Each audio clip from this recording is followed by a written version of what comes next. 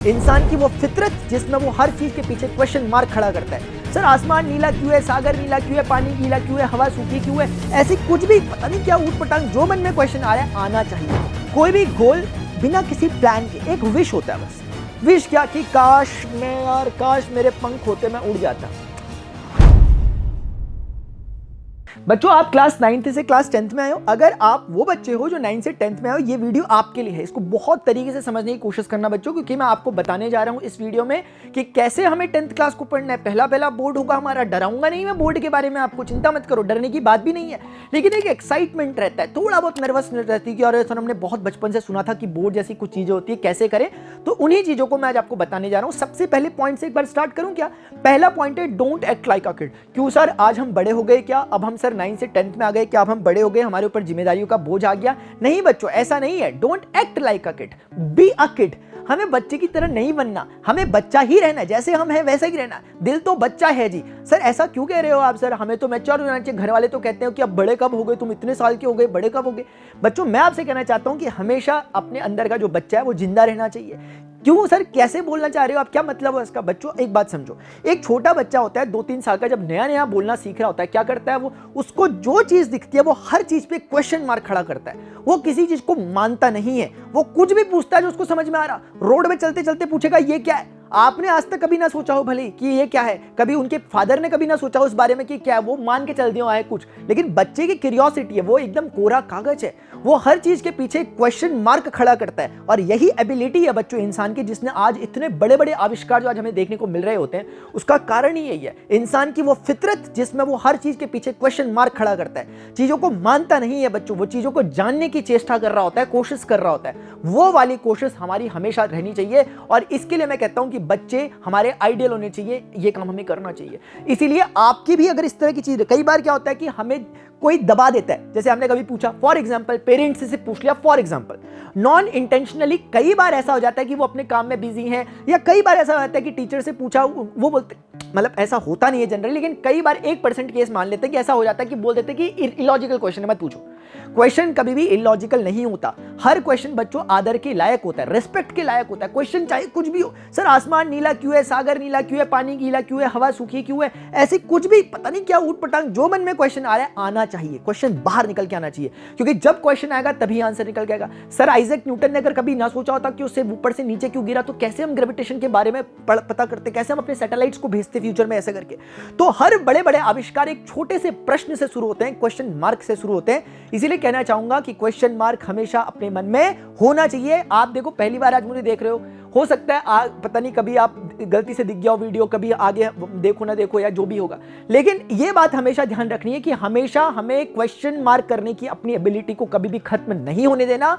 कई बार हो सकता है कोई आपको कह दे कि ऐसे क्वेश्चन फालतू होते हैं, मत पूछा करो, हो सकता है ऐसे एक्सेप्शन को, कोई बात नहीं, साइड में रखो, लेकिन हमेशा क्वेश्चंस पूछते रहना अपने को, ठीक है ना? उनको बोलना ओके ठीक है, दूसरे कान से निकाल देना, फिर चालू हो जाना कि ये क्या वो क्या। अभी क्या है सर, मेक स्मार्ट गोल्स। बच्चों कहा जाता है ना कि a goal without a plan is just a wish. कोई भी गोल बिना किसी प्लान के एक विश होता है बस। विश क्या कि काश मेरे पंख होते मैं उड़ जाता।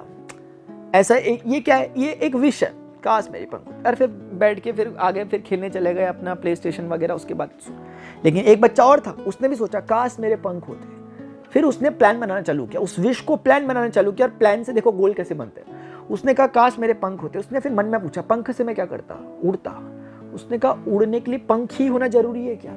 कुछ ऐसा बनाऊं जिसके ऊपर मैं बैठूं। राइट ब्रदर्स, बना दिया उन्होंने प्लेन बना दिया। आज की डेट में उड़ते हैं। तो इसका मतलब यह है कि a goal without a plan is just a wish.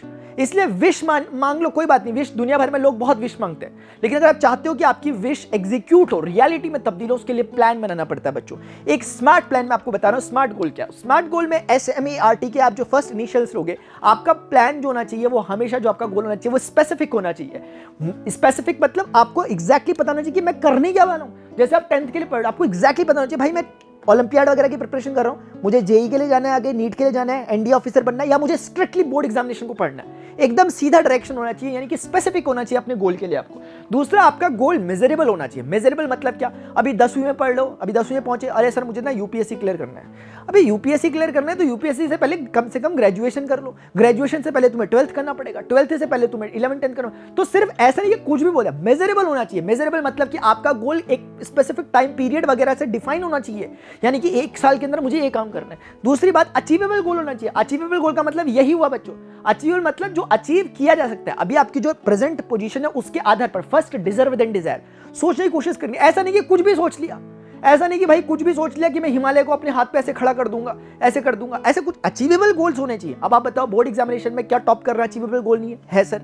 ऐसे करके जो भी गोल होता है उसको देखा करो क्या अचीवेबल है, प्रैक्टिकली पॉसिबल है, तो है तो फिर अचीवेबल है। उसके बाद रियलिस्टिक गोल होना चाहिए। रियलिस्टिक गोल वही उससे रिलेटेड जो मैं भी आपसे कह रहा था, यानी कि ऐसा नहीं कि सर मैं 1 घंटे में मैं 20 घंटे पढ़ लूंगा, 24 घंटे का समय होता है ना सर, 20 घंटे पढ़ूंगा, सर दबा के पढ़ूंगा, नहीं पढ़ पाओगे। रियलिस्टिक नहीं है, तुम चाहकर कुछ भी नहीं कर सकते, दिमाग की अपनी लिमिटेशन है, तुम्हें समझ में बाद में आ ही जाएगा। तो इंसान एक दिन में ज्यादा से ज्यादा इफेक्टिवली 6 घंटे पढ़ सकता है, ज्यादा नहीं पढ़ सकता। इफेक्टिवली मैं बात करूं, चाहे वो कितने भी बड़े बड़े एग्जाम की बात करें, चाहे वो कितने भी बोल दे मैं 20 घंटे पढ़ रहा होता हूं, लेकिन इफेक्टिवली वो 6 से 8 घंटे ही पढ़ रहा होता है बच्चों।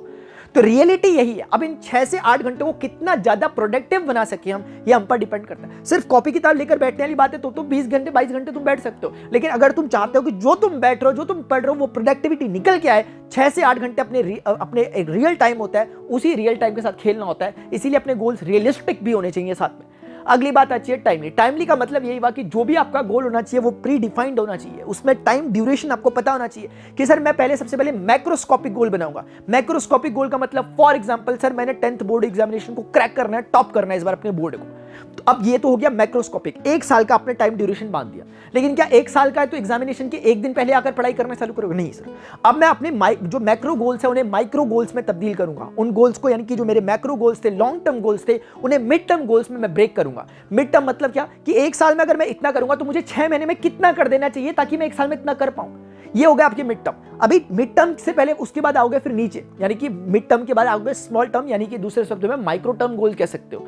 यानी कि स्मॉल टर्म गोल क्या है हमारे, यानी कि जो माइक्रो टर्म गोल है वो ये है कि 6 महीने का तो बना दिया, लेकिन 6 महीने ये हो पाएगा उसके लिए जरूरी है कि हर महीने मुझे ये करना पड़ेगा।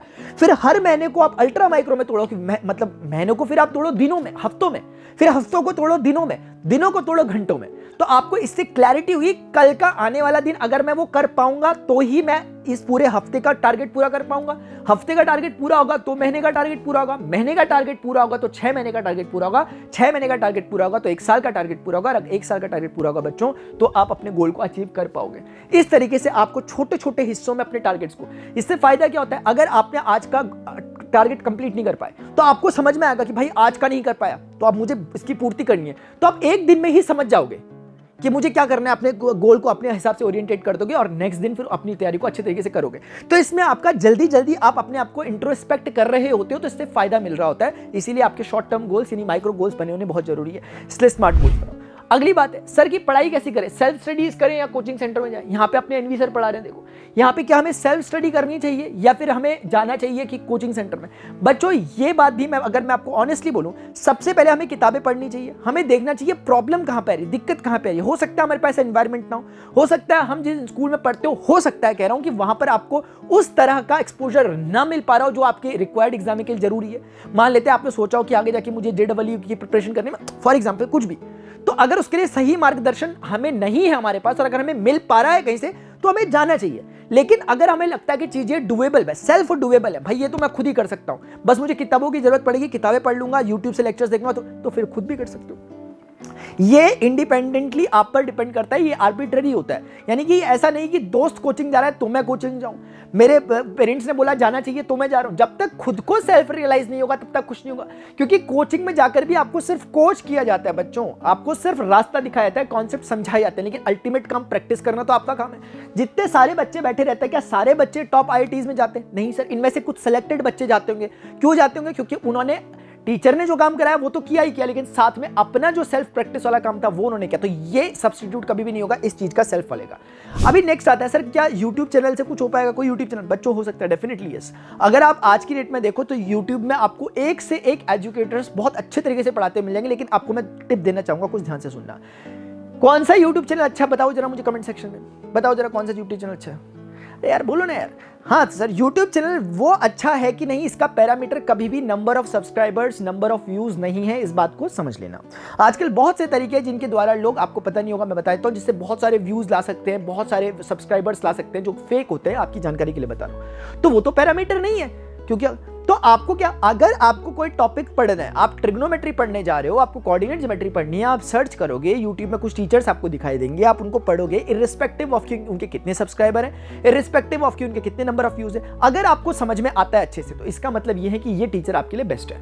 नहीं आता है तो दूसरे पे, यानी कि हमें कभी भी डिसाइड इस बात से नहीं करना कि ये कितने पॉपुलर टीचर है। हमारे लिए टीचर की पॉपुलैरिटी उतनी मायने नहीं रखती, टीचर की टीचिंग मायने रखती है। अगर हमें समझ में आ रहा है तो हमारे लिए वो बेस्ट टीचर है, और भले ही कुछ भी बोले। और अगर कोई best teacher, so called best teacher का हमें समझ नहीं आ रहा, तो भैया माफ करो, कोई बात नहीं, हमारी समझ कम होगी, हमें इनका समझ नहीं आता, हमें तो वहां से आ रहा है, वहां से पढ़। तो ये भी हमें ही डिफाइन करना है, खुद ही डिसाइड करना है कि कौन सा यूट्यूब चैनल से क्या पढ़ना है, कैसे पढ़ना है। और मैं जानता हूं बहुत बखूबी आप इस काम को कर सकते हो। तो आई होप बच्चों आपको ये बातें समझ में आएंगी। इन बातों को इंप्लीमेंट अगर आप करोगे, डेफिनेटली रिजल्ट आएगा। और क्या है, अपने सॉफ्ट स्किल्स पर ध्यान रखो, चिल होकर पढ़ाई करो। पढ़ाई कोई ऐसी चीज नहीं है कि ओ भाई साहब यार सर दर्द हो गया मेरे, मैं तो पढ़ ही नहीं पा रहा, ऐसा वाला करोगे तो कभी भी हम नहीं पढ़ पाएंगे। सही मोड ऑफ पढ़ाई क्या कि जिस दिन आप अच्छे से पढ़ोगे उस दिन आपको मजा आएगा, आपको लगेगा आज का दिन बन गया।